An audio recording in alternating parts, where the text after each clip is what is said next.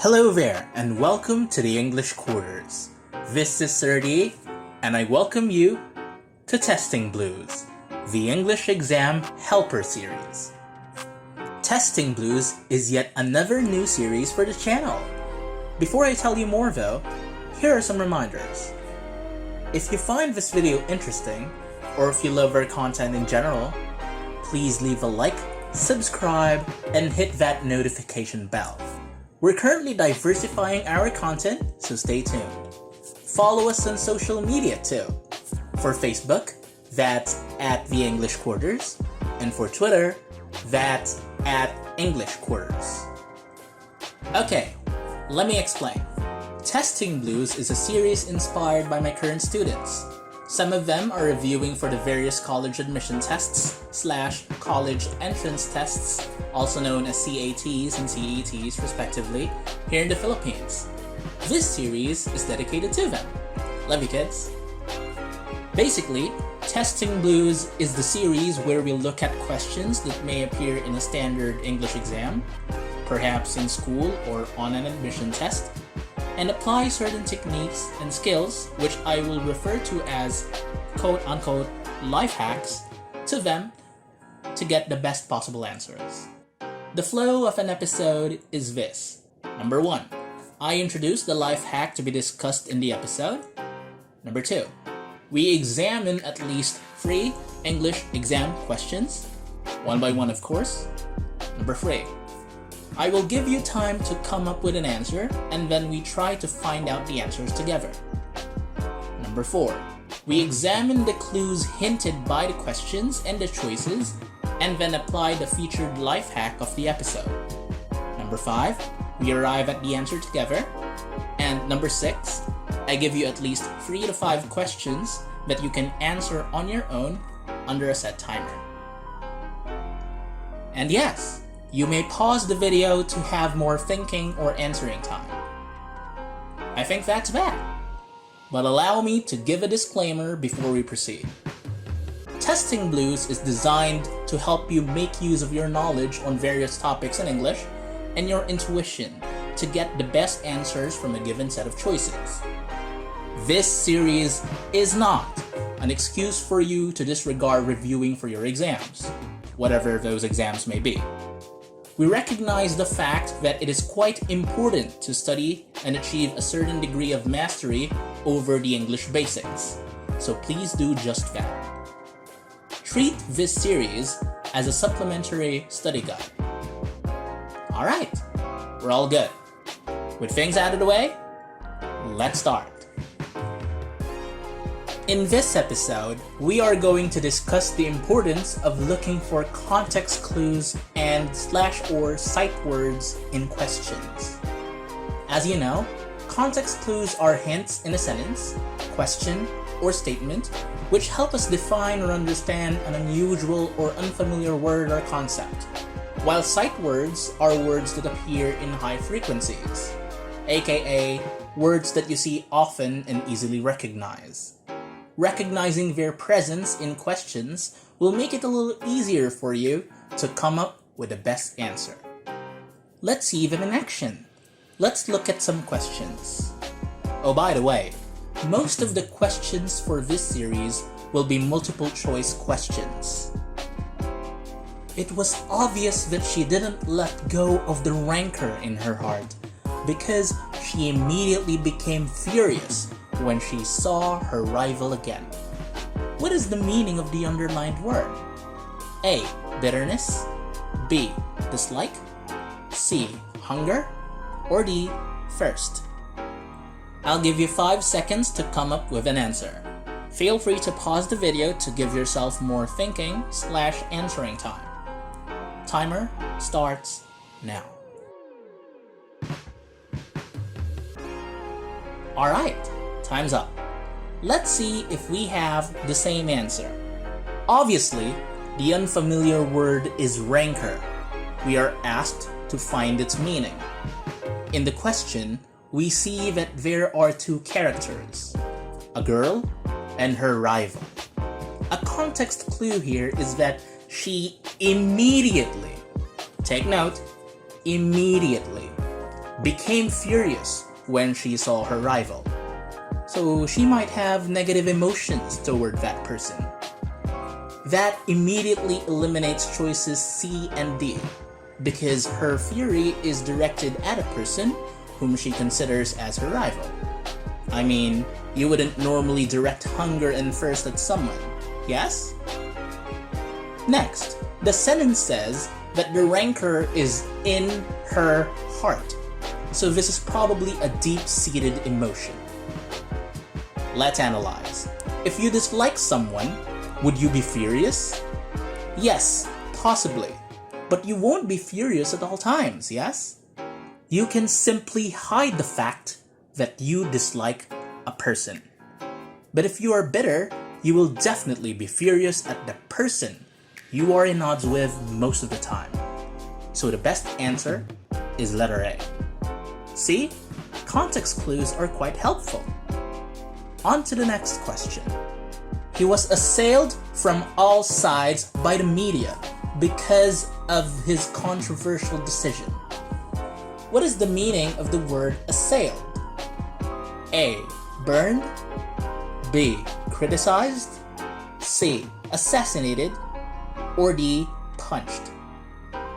Again, 5 seconds. Timer starts now.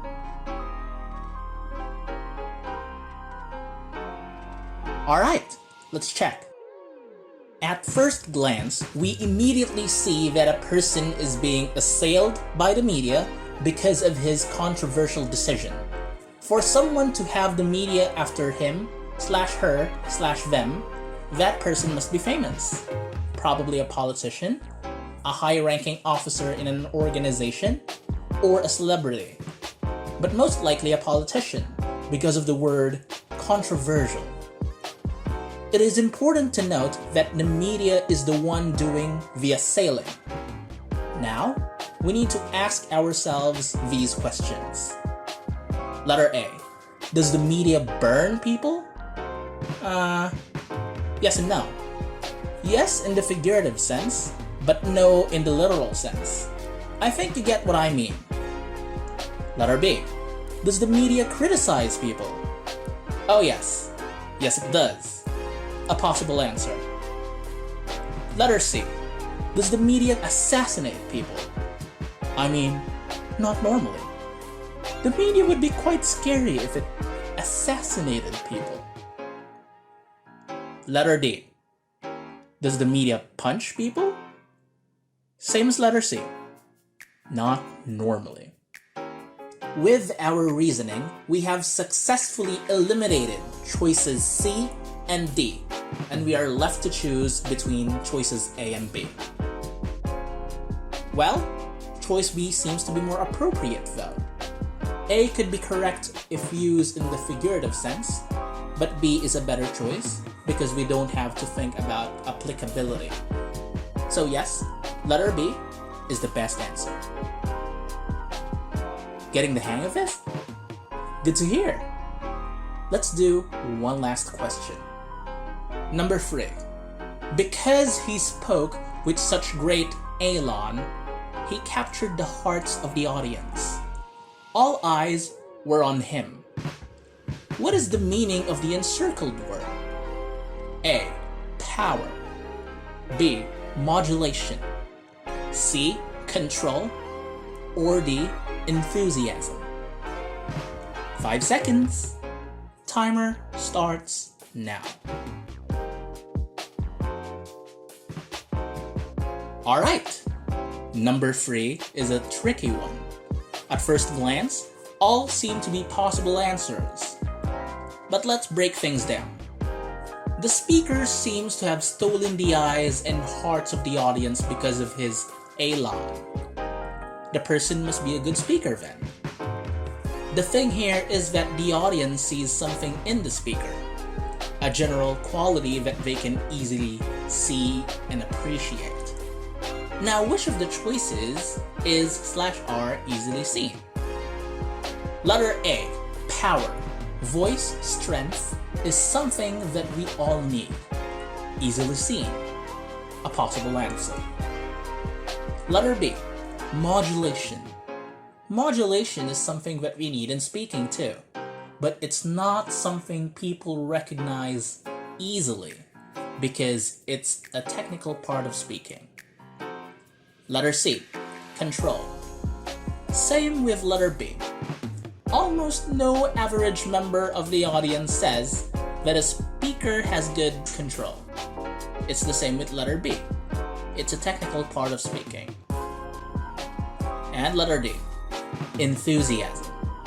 Now this is a possible answer, and people can easily see if a person is enthusiastic about something. Well, we're left with A and D. What's the answer? D seems to be the best answer because enthusiasm is something that anyone can easily see and appreciate. Alright, that's that. Truly, context clues and sight words help us in answering questions. Now, I'll leave you with some questions that you can work on your own. Be sure to use context clues and sight words to get the right answers. Answers will be given after 5 seconds. Feel free to pause the video to give yourself more thinking time. Best of luck!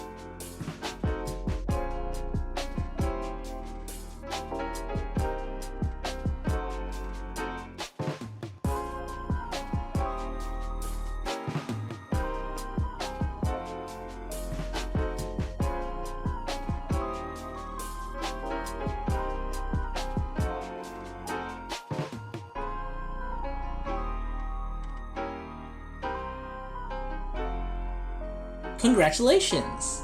And thank you for finishing episode 1 of this series. So what do you think? Do you like this new series? Is there anything you would like to suggest? Let me know in the comment section below. And yes, if a friend of yours needs some tips on answering exams, I would appreciate it if you shared this video with them. Once again, please leave a like, subscribe, and hit that notification bell, especially if you find this video helpful, or if you just love what we do. More videos to come soon. Follow us on social media too. For Facebook, that's at The English Quarters, and for Twitter, that's at English Quarters. Again, this is Sir D. Padayon, English learners. God bless you.